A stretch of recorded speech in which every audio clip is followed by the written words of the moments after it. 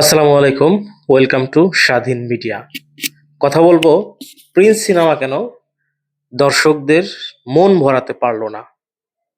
তার আগে অনুরোধ করব, আপনি যদি আমার চ্যানেলে নতুন হয়ে থাকেন তাহলে অনুগ্রহ করে চ্যানেলটিকে সাবস্ক্রাইব করে পাশে থাকবেন। আমার কথাগুলো যদি যুক্তিযুক্ত মনে হয়, ভালো লাগে, তাহলে অবশ্যই আপনার মতামত কমেন্ট বক্সে জানিয়ে যাবেন। দেখেন, শাকিব খানের নবজাগরণ শুরু হয়েছে কিন্তু প্রিয়তমা সিনেমা থেকে। তারপরে বরবাদ, তাণ্ডব, তুফান, একের পর এক ব্লকবাস্টার শাকিব খান মানুষের হৃদয়ে জায়গা করে নিয়েছে। তারপরে এই রমজান ঈদে মুক্তি পেয়েছে শাকিব খানের প্রিন্স সিনেমাটা। আমি সিনেমাটা দেখেছি, অসাধারণ লেগেছে আমার কাছে। গল্প সুন্দর, মেকিং সুন্দর, আর শাকিব খানের অ্যাক্টিং বরাবরের মতোই একদম মাস্টার ক্লাস। এখন তারপরেও এক শ্রেণীর মানুষের কাছে এই সিনেমাটা ভালো লাগতেছে না কেন? সেই কারণ খুঁজে বের করার একটু চেষ্টা করলাম। আপনি যদি এই মুহূর্তে আমার ভিডিওটা দেখে থাকেন, আপনি যদি শাকিব খানের ফ্যান হয়ে থাকেন, আপনি যদি তাণ্ডব, বরবাদ এবং তুফান দেখে থাকেন, আপনার মাইন্ড থেকে এই ৩ টা সিনেমার নাম সরিয়ে ফেলেন। এই ৩ টা সিনেমা শাকিব খান করেনি। আপনি ধরে নিন, প্রিয়তমার পরে বা প্রিয়তমার আগে এই প্রিন্স সিনেমা শাকিব খানের ১ম সিনেমা। তাণ্ডব, বরবাদ, তুফান, প্রিয়তমা এগুলো শাকিব খান এখনো করেই নাই। এটা একবার আপনাকে সময় দিলাম ১০ সেকেন্ড। এটা আপনার মাইন্ড থেকে আপনি মুছে নিন। এবার আপনি ভাবুন, এই প্রিন্স আপনার কাছে কেমন লাগতেছে? নিশ্চয়ই আপনি বলবেন যে এই প্রিন্স শাকিব খানের ক্যারিয়ারের সেরা মুভি, শাকিব খানের ক্যারিয়ারের সেরা অভিনয়। যদি আপনি তুফান, তাণ্ডব, বরবাদ, প্রিয়তমা না দেখে থাকেন। বিষয়টা হয়েছে এই জায়গা।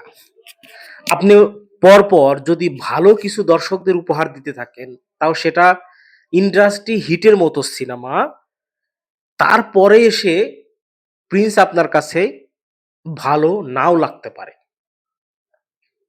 কারণ ওই যে আপনি আপনি তো মানে মাটন বিরিয়ানি, আপনি তো পোলাও কোরমা, আপনি তো ভালো, ভালো খাবার তাদেরকে দিয়েছেন।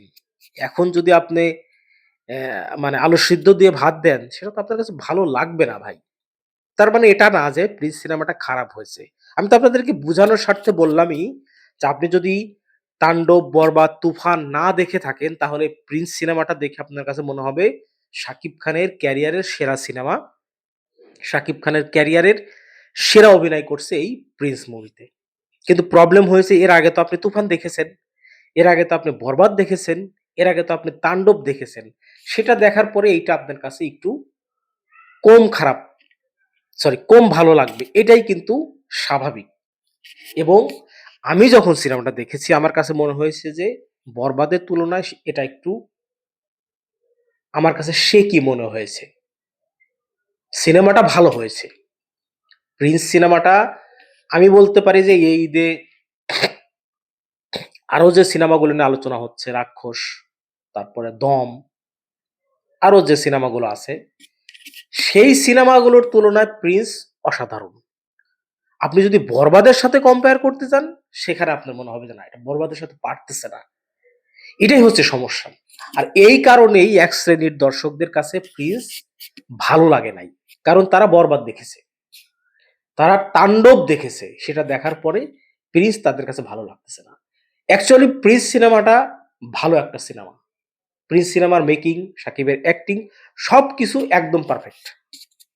সামান্য কিছু ভিএফএক্স এর কাজে প্রবলেম ছিল টিজারের মধ্যে, সেটা ঠিক করার চেষ্টা করেছে ছবিতে। 100% করতে পারছে সেটা আমি বলবো না। তবে তারপরেও অনেকটা গুছিয়ে সিনেমাটা করার চেষ্টা করেছে এবং আমার কাছে ভালো লেগেছে সিনেমাটা। আমার কাছে না, সিনেমাটা আসলে ভালো হয়েছে। আমি যেটা বলতেছিলাম, এক শ্রেণীর মানুষের কাছে এটা খারাপ লাগার মেইন কারণ যে তারা বরবাদ দেখেছে, তারা তাণ্ডব দেখেছে, তারা তুফান দেখেছে। ওই জিনিসটা তাদের মাথা থেকে সরাতে পারতেছে না। শাকিব খানের কাছে তাদের প্রত্যাশাটা ছিল আরো অনেক বেশি। সেইটা ফুলফিল করতে হয়তো ব্যর্থ হয়েছে। আশা করি আগামী কোরবানির ঈদে শাকিব খানের রক স্টার আসতেছে। সেইটা দিয়ে বিগত যতগুলো রেকর্ড ছিল শাকিব খানের সব ভেঙে দিবে। শাকিব খানের ফ্যানদের মনের মধ্যে যে কষ্টটা জমা হয়েছে প্রিন্সকে নিয়ে, সেটা একদম ধুয়ে মুছে সাফ হয়ে যাবে। এটা আমার বিশ্বাস। এবং মেগাস্টার শাকিব খান আমাদেরকে হতাশ করবে না। আপনারা বাংলা সিনেমার পাশে থাকুন, মেগাস্টারের সিনেমার পাশে থাকুন।